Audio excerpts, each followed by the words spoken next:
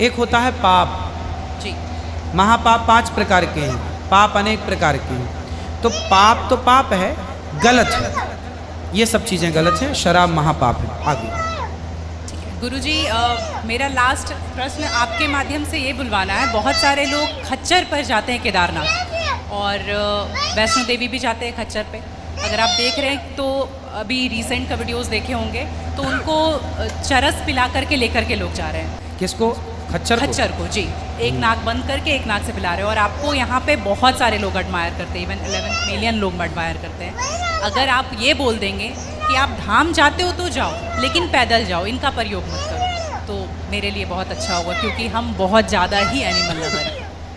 तो ये देख करके लगा था मुझे कि कभी आऊँगी यहाँ तो आपके माध्यम से इसलिए ज़रूर पहले एक बार। के लोग जब तीर्थ यात्रा पर वहाँ केदारनाथ बद्रीनाथ पैदल जाते थे, तो इस उद्देश्य से जाते थे कि अब वापस नहीं आना। पहले के लोग जाते थे इस उद्देश्य से कि अब वापस नहीं आना, वहीं भगवत धाम में चले जाएंगे। आजकल इसलिए आज के ज़माने में तीर्थ इत्यादि जवानी में ही कर लो। माँ बाप को समय है, पाँव हाथ चल रहे हैं तो करा दो, भजन करो मस्त जवानी में, बुढ़ापा किसने देखा। तो समय से सब कर लो, बुढ़ापे में फिर तो खच्चर ही बचेगा।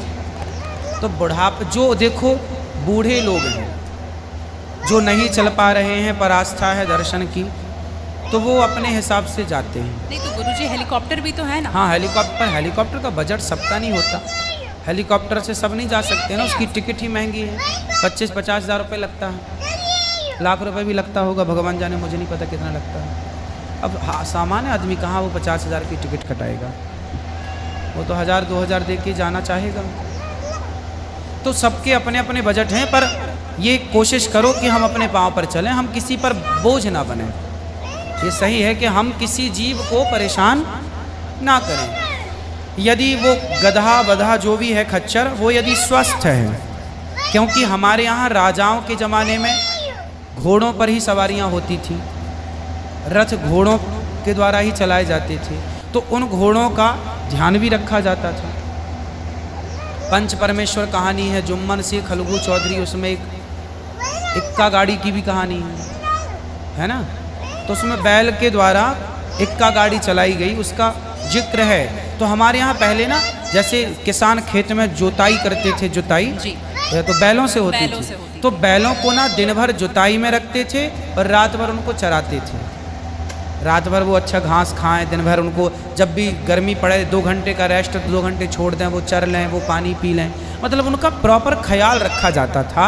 आज कुछ लोग क्या है, पैसे कमाने के लिए उनका ख्याल तो रखते नहीं हैं, और वो पैसे लेने के चक्कर में ना उसको भरपेट खिलाते हैं, ना उसका पानी का ध्यान, ना खाने का ध्यान, तो वो कमज़ोर हो जाता है, मर जाता है कई बार। वही प्रॉब्लम है गुरुजी, वो 5-5 बार चढ़ाते हैं और आने के टाइम पे पूरा पाँव टूट जैसा जाता है, और फिर उसका ध्यान नहीं रखते। उसकी खिलाई पिलाई हो, और एक समय होता है, यदि जवान है तो उसको उपयोग में लिया जाए, बूढ़ा है तो उसको रिटायर कर दिया जाए। अब बूढ़े गधे के ऊपर भी लोगों को बिठा कर ले जाएंगे, तो एक हर व्यक्ति जानवर हो या इंसान हो, हर चीज़ की एक क्षमता होती है। जवानी सबके साथ होती है और बुढ़ापा भी सबके साथ होता है, तो उन लोगों को भी इस बात का ख्याल रखना चाहिए।